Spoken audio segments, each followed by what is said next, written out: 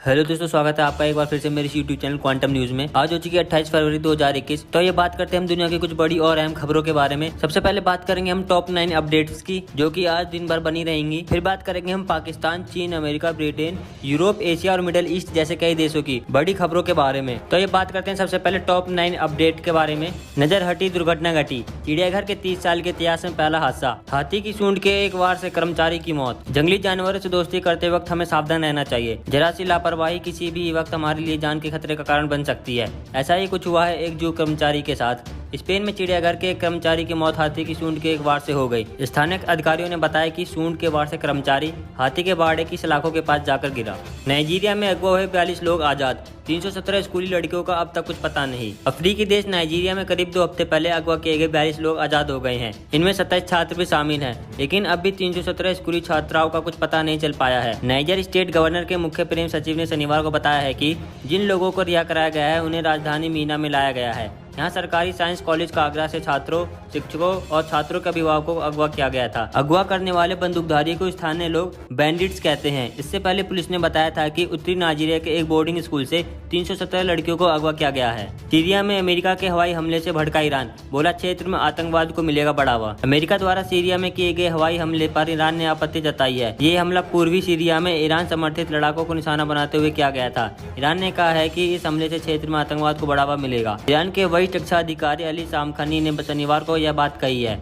Iran की सर्वोच्च राष्ट्रीय सुरक्षा परिषद के सचिव सामखानी ने कहा, अमेरिका की हालिया कार्रवाई से क्षेत्र में आतंकवाद दाइश की गतिविधियों को बल मिलेगा। 140 डेमोक्रेटिक सांसदों ने पेश किया नो बैन विधेयक। कहा, ट्रंप के फैसले ने इस्लामोफोबिया को दिया बढ़ावा। अमेरिका के 46वें राष्ट्रपति के रूप में शपथ ग्रहण करने के बाद से लगातार जो बाइडेन पूर्व ट्रंप प्रशासन के फैसलों को पलटने में लगे हैं। उन्होंने शपथ ग्रहण के बाद कुछ ही घंटों के भीतर पेरिस जलवायु समझौते में अमेरिकी की वापसी और मुस्लिम देशों की यात्रा पर लगे प्रतिबंध को हटाने संबंधी जरूरी दस्तावेजों पर साइन कर दिए थे। इसी क्रम में अमेरिका में डेमोक्रेटिक पार्टी के 140 सांसदों ने भविष्य में मुसलमानों पर यात्रा प्रतिबंध लगाने से रोकने के लिए और धार्मिक आधार पर भेदभाव को रोकने के लिए कांग्रेस में एक विधेयक को फिर से पेश किया है। भारत ने कहा, जल्द हल होना चाहिए रोहिंग्या का मुद्दा। बताया क्यों जरूरी है इनका बांग्लादेश से म्यांमार में लौटना। भारत ने म्यांमार से विस्थापित होने वाले रोहिंग्याओं को लेकर चिंता जाहिर की है। भारत ने रोहिंग्या के बांग्लादेश से म्यांमार जल्द लौटने पर जोर देते हुए कहा है कि मुद्दे के समाधान में उसका सबसे बड़ा हित है, क्योंकि यह एकमात्र देश है जिसकी दोनों देशों से लंबी सीमा लगती है। म्यांमार की एक स्थिति पर शुक्रवार को संयुक्त राष्ट्र महासभा की अनौपचारिक बैठक में संयुक्त राष्ट्र में भारत के स्थायी प्रतिनिधि टी.एस. त्रिमूर्ति ने कहा है कि यह सुनिश्चित किया जाना चाहिए कि देश में हुई हालिया घटनाओं से अभी तक हुई प्रगति में बाधा नहीं पहुंचे।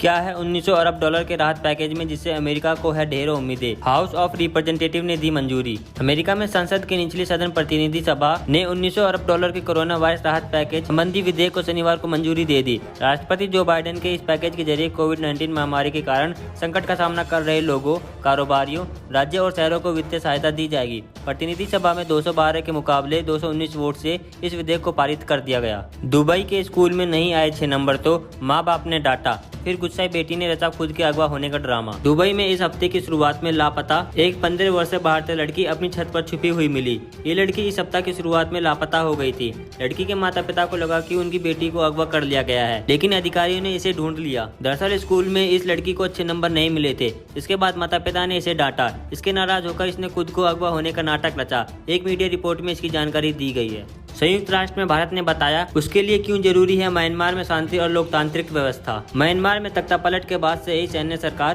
प्रदर्शनकारियों को चुप कराने के लिए हर तरह का हिंसक तरीका अपना रही है। इस बीच भारत ने संयुक्त राष्ट्र महासभा की बैठक में कहा है कि म्यांमार में लोकतांत्रिक व्यवस्था बहाल करना सभी हितधारकों की प्राथमिकता होनी चाहिए और हिरासत में लिए गए नेताओं को रिहा किया जाना चाहिए। साथ में उसने दक्षिण पूर्व एशियाई देश के नेतृत्व से शांतिपूर्ण और रचनात्मक तरीके से अपने मतभेदों को हल करने के लिए मिलजुल कर काम करने का आह्वान किया है। बात करें आखिरी अपडेट की तो इमरान खान ने फिर आलापा कश्मीर राग, बोले युद्ध आराम का स्वागत, अब आगे की जिम्मेदारी भारत की। भारत और पाकिस्तान ने महज 2 दिन पहले नियंत्रण रेखा पर संघर्ष विराम की घोषणा की है। इस बात का ऐलान दोनों देशों की सेनाओं के director general of military operation के बीच हुई वार्ता के बाद किया गया है। इस बीच पाकिस्तानी प्रधानमंत्री इमरान खान ने एक बार फिर कश्मीर का राग अलापना शुरू कर दिया है। उन्होंने बालाकोट हवाई हमले की दूसरी वर्षगांठ के अवसर पर एक के बाद एक कई ट्वीट किए हैं। तो दोस्तों, ये थी आज की टॉप 9 अपडेट, जो कि आज दिन भर बनी रहेंगी। तो आइए बात करते हैं सबसे पहले अब हम पाकिस्तान की। अगर बात करें पहली बड़ी खबर की तो पाकिस्तान ने फिर कराई अपनी ही बेइज्जती। विंग कमांडर अभिनंदन का घटिया एडिटिंग वाला नया वीडियो किया जारी। पाकिस्तानी सेना के inter service public relation unit ने विंग कमांडर अभिनंदन वर्धमान का एक और प्रोपगेंडा वाला वीडियो जारी किया है।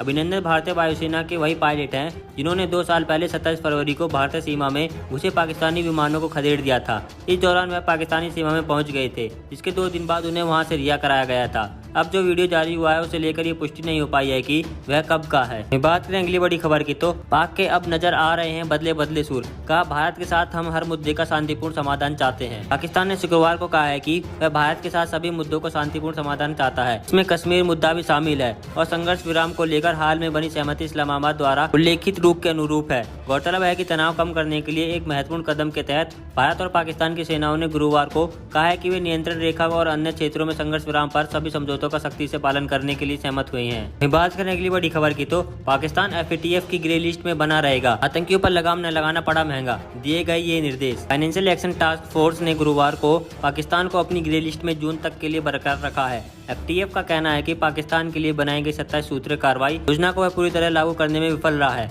खासकर वह रणनीतिक रूप से अहम कमियों से निपटने में असफल रहा है। FATF ने कहा है कि पाकिस्तान को सभी नामित आतंकियों के खिलाफ कार्रवाई करनी ही होगी। तो दोस्तों, अब बात करते हैं चीन की कुछ बड़ी और महत्वपूर्ण खबरों के बारे में। अगर बात करें पहली बड़ी खबर की तो चीन की अकड़ ढीली करने में जुटा US। अब चीनी आदमियों को मल्टी एंट्री वीजा मिलना होगा मुश्किल, पेश हुआ कानून। अमेरिका और चीन के बीच रिश्ते लंबे समय से काफी खराब चल रहे हैं। वॉशिंगटन बीजिंग के खिलाफ आर्थिक और औद्योगिक जासूसी का आरोप लगाता रहा है। अमेरिका का कहना है कि चीन को अपनी इस हरकत को बंद करना चाहिए। वहीं अब अमेरिकी सांसदों ने एक कदम आगे बढ़ते हुए चीन के नागरिकों को दिए जाने वाले 10 साल के मल्टी एंट्री वीजा को खत्म करने की वकालत की है। बात करें अगली बड़ी खबर की तो वैक्सीन सप्लाई में भारत से हारने के बाद नरम पड़े चीन के तीखे तेवर, लेकिन नहीं छोड़ी झूठी शान। चीन कोरोना वैक्सीन सप्लाई की रेस में भारत से हारता नजर आ रहा है। शुक्रवार को श्रीलंका में चीनी वैक्सीन के इस्तेमाल पर रोक लगाकर वहां भारतीय वैक्सीन के इस्तेमाल को हरी झंडी दिखाई गई है। अब वहां 1 करोड़ 40 लाख लोगों को टीकाकरण के लिए भारत में निर्मित ऑक्सफोर्ड एस्ट्राजेनेका वैक्सीन का इस्तेमाल किया जाएगा। कोरोना वैक्सीन सप्लाई की रेस में भारत से एक बार फिर पिछड़ने के बाद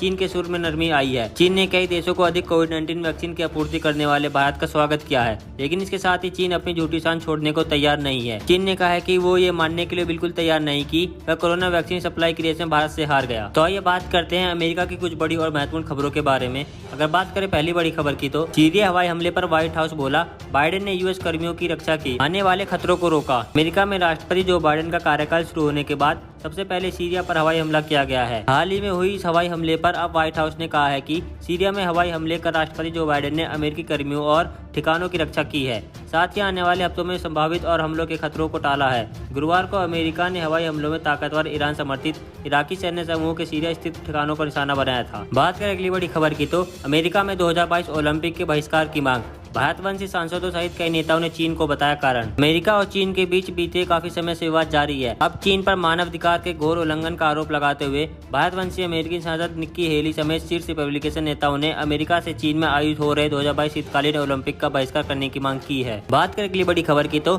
सऊदी अरब के क्राउन प्रिंस मोहम्मद बिन सलमान ने ही दी थी खशोगी की हत्या को मंजूरी। अमेरिका ने जारी की खुफिया रिपोर्ट। अमेरिकी अधिकारियों का मानना है कि सऊदी अरब के वली अहमद मोहम्मद बिन सलमान ने इस्तांबुल स्थित सऊदी उच्चायोग में पत्रकार जमाल खशोगी को पकड़ने या उसकी हत्या करने के अभियान को मंजूरी दी थी। यह जानकारी शुक्रवार को सार्वजनिक की गई एक अमेरिकी खुफिया रिपोर्ट में सामने आई है। तो आइए बात करते हैं ब्रिटेन की कुछ बड़ी और महत्वपूर्ण खबरों के बारे में। अगर बात करें पहली बड़ी खबर की तो ब्रिटेन में अब उम्र के आधार पर होगा वैक्सीनेशन। पुलिस, टीचर जैसे फ्रंटलाइन वर्कर्स में गुस्सा। ब्रिटेन के खिलाफ वैक्सीनेशन अभियान जारी है। बड़े पैमाने पर लोगों को वैक्सीन की खुराक दी जा रही है। वर्तमान में ब्रिटेन में फ्रंटलाइन वर्कर्स को प्राथमिकता के आधार पर वैक्सीन दी जा रही है, लेकिन एक एडवाइजरी ग्रुप ने कहा है कि ब्रिटेन में वैक्सीनेशन के अगले फेज में को व्यावसायिक जोखिम के बजाय उम्र के आधार पर लगाना होगा। इसके बाद पुलिस और टीचरों में खासा गुस्सा भरा हुआ है। दरअसल इनका कहना है कि इनके काम में संक्रमित होने का अधिक जोखिम है, इसलिए इन्हें प्राथमिकता दी जानी चाहिए। बात करें एशिया की तो म्यांमार में नहीं थम रही हिंसा। पुलिस ने प्रदर्शनकारियों को तितर-बितर करने के लिए बरसाई गोलियां। म्यांमार में तख्तापलट के बाद से विरोध प्रदर्शन जारी हैं,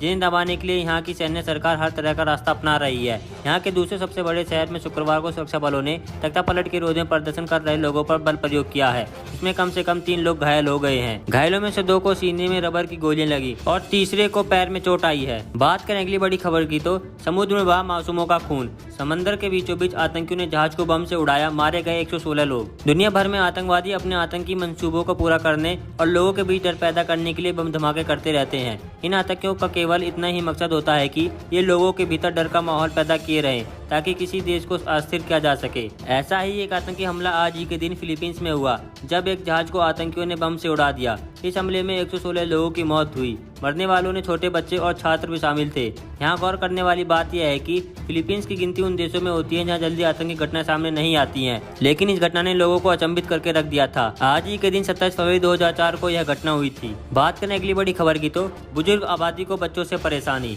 बच्चों के शोर वाले इलाकों में घर लेने से बच रहे जापान के लोग। वेबसाइट से पता कर रहे हैं कि पड़ोसी झगड़ालू तो नहीं। जापान की 26% आबादी बुजुर्गों की है। इन्हें शोर पसंद नहीं है। कॉलोनी की सड़क, पार्क, फुटपाथ या नर्सरी स्कूलों में आवाज होती है तो लोग पुलिस में शिकायत कर देते हैं। इस कारण यहाँ ऐसे इलाकों में घर लेने का ट्रेंड बढ़ा है जहाँ आसपास शोर न हो। एक वेबसाइट ऑनलाइन मैप के जरिए लोगों को यह भी बता रही है कि वो जो घर ले रहे हैं वहाँ शोर होता है या नहीं। इससे यह भी पता लगाया जा सकता है कि किस इलाके में बच्चे गलियों में स्केटबोर्ड चलाते हैं, फुटपाथ पर इकट्ठे होकर घंटों हंसी ठिठोली करते हैं या पति पत्नी झगड़ते हैं। हालांकि इस कवायद ने जापान में नई बैच छेड़ दी है। वहीं बात करें मिडल ईस्ट की और आखिरी बड़ी खबर की तो इजराइल के जहाज में भी समुद्र हुआ धमाका। ईरान पर लग रहे हैं आरोप। दोनों मुल्कों के बीच बड़ा तनाव। इजराइल के एक मालवाहक जहाज में शुक्रवार को विस्फोट हो गया। ये इजरायली जहाज मध्य पूर्व से बाहर निकल रहा था। मध्य पूर्व में अमेरिकी और ईरान के बीच बढ़ते तनाव के बीच क्षेत्र में हुए धमाके ने जहाज सुरक्षा को लेकर चिंताएं बढ़ा दी हैं। United kingdom maritime trade operation के अनुसार इस धमाके में क्रू मेंबर्स को चोट नहीं आई है और वे सुरक्षित हैं। ओमान की खाड़ी में हुए इस धमाके के चलते जहाज को करीबी बंदरगाह पर लौटना पड़ा।